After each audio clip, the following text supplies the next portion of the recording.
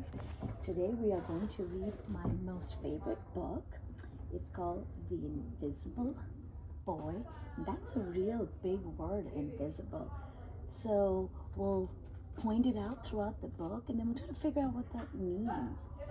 And the author is Trudy Ludwig and the illustrator is Patrice Burton. Who can tell me what an illustrator is? What an illustrator does? That's right, an illustrator draws the pictures in the book. All right, the invisible boy. And that's our little main character. He's little Brian. And The Invisible Boy by Trudy Ludwig and Patrice Burton. Can you see Brian, the invisible boy? Even Miss Carlotti has trouble noticing him in her classroom. She's too busy dealing with Nathan and Sophie. Now I wonder, there's that word again, invisible. I wonder why Brian looks different from all his friends. Why do you think Brian is different? Why do you think Brian doesn't have any color? Ooh, that's right. That's a good guess. Maybe because he's invisible. Nathan has problems with what Miss Carlotti calls volume control. He uses his outside voice inside too much. Adam Hassan, Sophie whines and complains when she doesn't get her way. Nathan and Sophie take up a lot of space, but Brian doesn't. I wonder what taking up space means. How do Nathan and Sophie take up space? Ooh, that's a good comment. Yeah, because Nathan uses his outside voice inside and Sophie's always whining.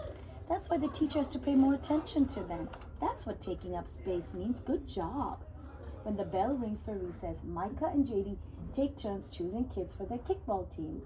The best players get kicked first, then the best friends of the best players, then the friends of the best friends. Oh, poor Brian. Only Brian is left still waiting and hoping. I wonder how that makes Brian feel. Think about that. JT glances in Brian's direction and just as quickly looks away.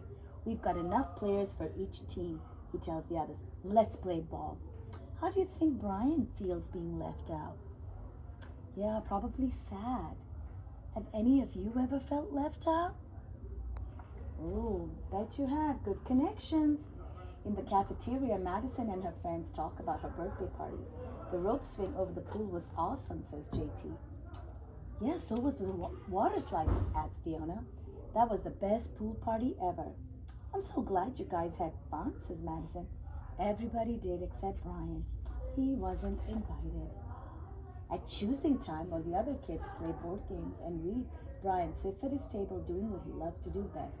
He draws fire-breathing dragons scaling up tall buildings. Ooh, that's another good vocabulary word, scaling. Wonder what that means. Guess it means climbing to the top. Climbing all the way to the top. Space aliens locked in intergalactic battles. Greedy pirates digging for treasure. And superheroes with the power to make friends wherever they go. I wonder why Brian draws superheroes that want to make friends. Yeah, probably because Brian doesn't have friends. Good job. On Monday morning, Mrs. Carlotti introduces Justin, a new student, to the class. Brian smiles shyly at him. Some of the other kids sneak looks at Justin, trying to figure out if he's cool enough to be their friend. They haven't quite made up their minds yet. At lunch, Madison and JD watch Justin eat with chopsticks. What's that? Asks Madison as she points at Justin's food. It's bulgogi. Bull what? Bulgogi. It's Korean, barbecued beef. My grandma made it for me. It's really good.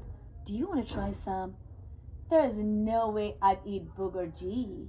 Ooh, they're not being very nice, are they? And the kids laugh, all of them. That is, except Brian. He sits there wondering which is worse, being laughed at or feeling invisible. There's that word again, invisible. Wonder what that means. And what do you think? Is it better being laughed at or feeling invisible? I don't know. The next day, when Justin goes to his cubby to put away his backpack, he notices a piece of paper with his name on it. Justin, I thought the bulgogi looked good. Brian, aw, what a kind thing to do. A beautiful little picture. At morning recess, Brian finds a piece of chalk on the ground and starts drawing away. You're Brian, right? Yeah. Thanks for the note. Hey, Justin, Emilio calls out from the tetherball court. You're up next. sorry, I gotta go, says Justin. By the way, that's a real cool drawing, he adds, before taking off. Ooh, something's happening, guys. Can you see? Brian looks a little different. Back in class, Miss Carlotti asked the kids to team up in twos or threes for a special project. The kids scurry around the room to pair off. Brian heads towards Justin. I'm already with Justin, says Emilio. Find someone else. Oh, poor Brian looks at the floor, wishing he could draw a hole right there to swallow him up. Mrs. Carlotti said we can have up to 3 people in our group. We're only 2. Come on, Emilio, let him work with us. Okay, I guess. Look at Brian. Why do you think he has color now? Why did the illustrator draw Brian in color? That's right, because he has friends. Maybe he's not invisible anymore. Mrs. Carlotti gives the class directions for the project. Your assignment is to work together to write a story about what you see in that photograph. Use your imagination and have fun. Whoa, cool, says Emilio. What kind of people do you think live in houses like that? I don't know, but I bet Brian could draw them to go with our story, says Justin. Brian smiles as he takes out his lucky pen. Look at them drawing and working together. The crooked story we made up on the spur. Aw, they look so happy and Brian's all in color. He's no longer invisible. It's lunchtime again, Brian's least favorite part of the day. Another 20 long minutes of kids talking and laughing with everyone else but him. Brian hears someone shout, "Hey Brian, over here!" Brian turns and sees Justin waving him over. Emilio nods at Brian as he makes room for him at the table. Maybe, just maybe, Brian's not so invisible after all. Look at him saying thanks or sharing food. Brian has friends. And he is not invisible anymore. His friends and his teachers can see him. Now he has friends. What a sweet story. Good job listening today.